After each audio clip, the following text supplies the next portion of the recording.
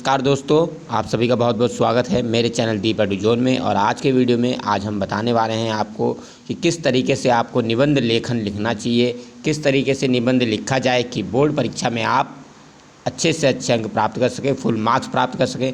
जैसे कि आज हम एग्जाम्पल देने जा रहे हैं, जैसे निबंध प्रतियोगिता, जो ऑनलाइन निबंध प्रतियोगिता हुई थी उसमें एक प्रतिभागी जिसका नाम शिवांगी है, 12वीं क्लास में पढ़ती है और स्कूल है महर्षि दयानंद इंटर कॉलेज टनकपुर चंपावत। तो उसने किस तरीके से आखिर सीनियर वर्ग में किस प्रकार से उसने इस जो निबंध है, निबंध का जो विषय था पर्यावरण पर लॉकडाउन के सकारात्मक प्रभाव, जो कि बहुत ही महत्वपूर्ण टॉपिक है इस वर्ष के लिए।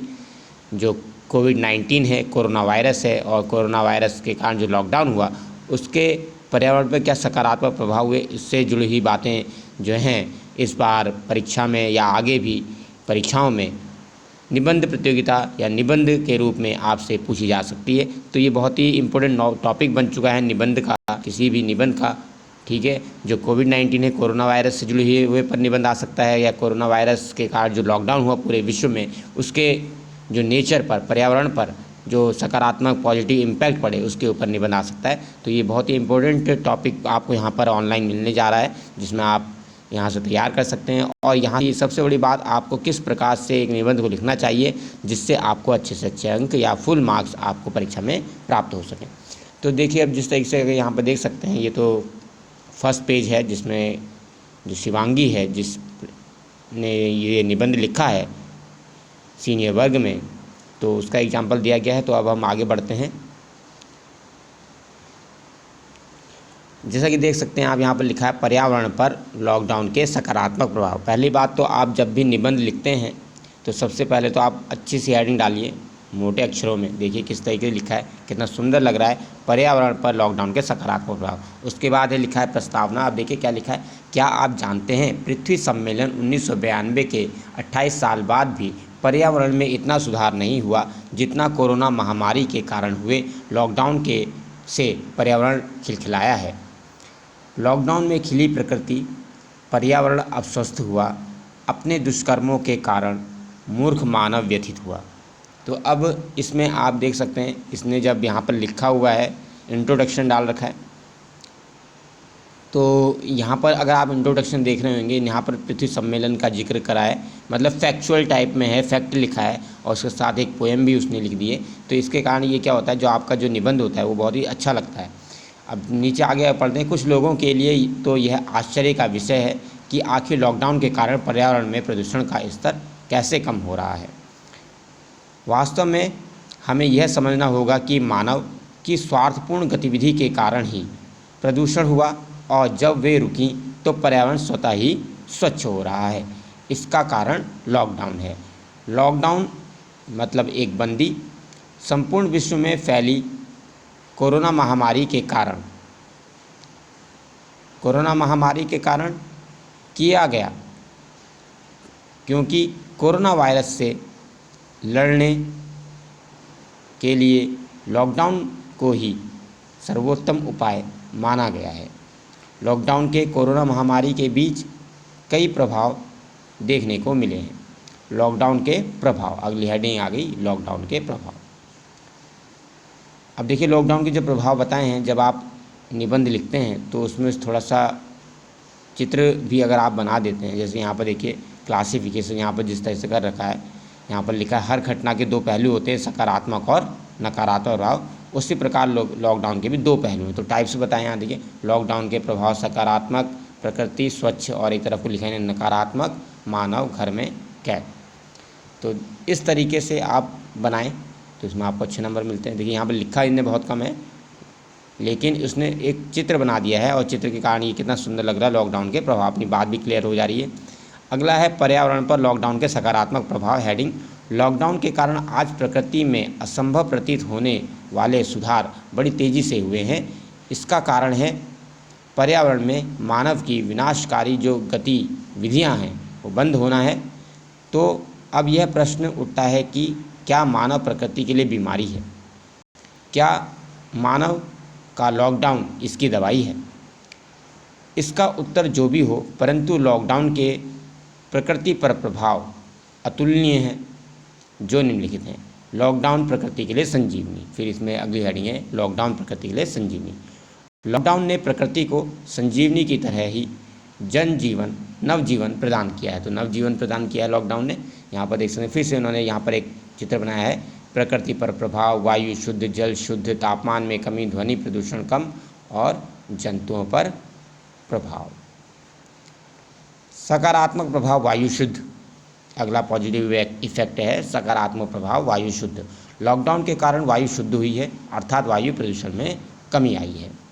दिल्ली में प्रदूषणकारी धूल कणिकाओं PM10 की मात्रा में 44% की कमी पाई गई है।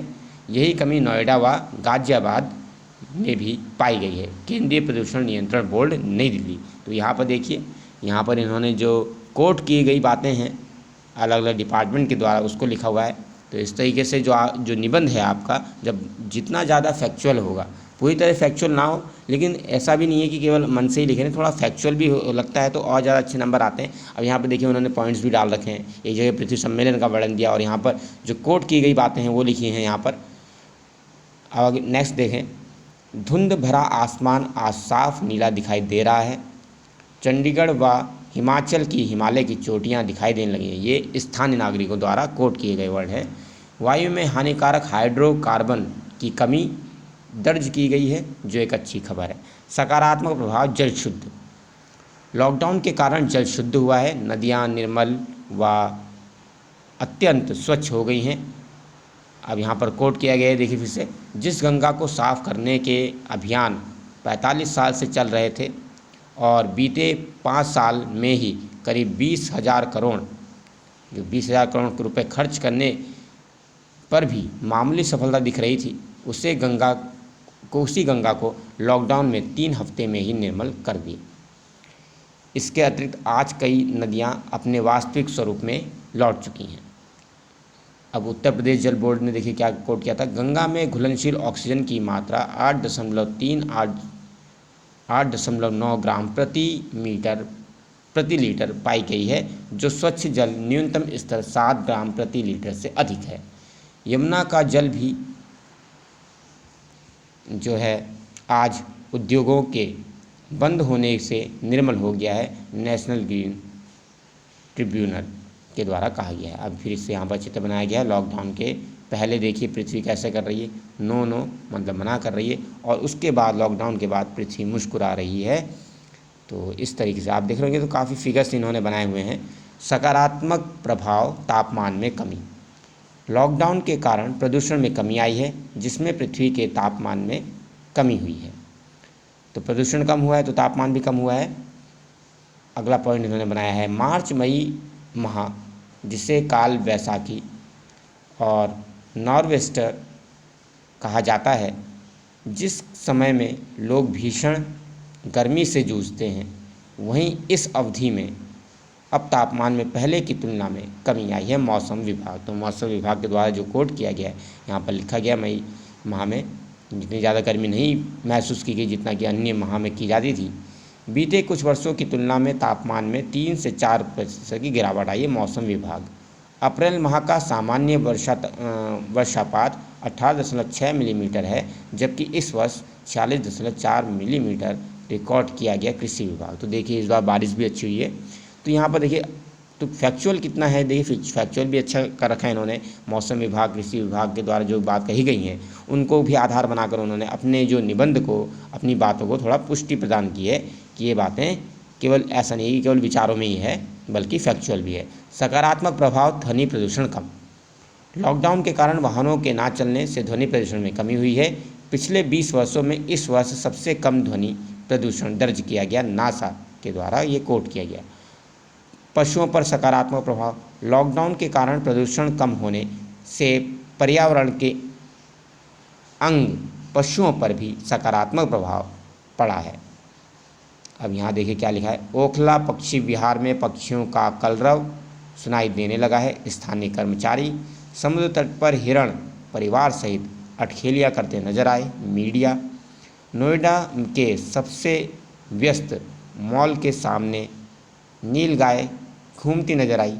स्थानीय लोग, 8 लाख कछुए समुद्र तट पर दिखाई दिए। समुद्र में ब्लू ड्रैगन करीब 20 सालों के बाद दिखाई दी, अमेरिकन नागरिक। अतः लॉकडाउन में पर्यावरण को उसका वास्तविक रूप पुनः लौटा दिया है।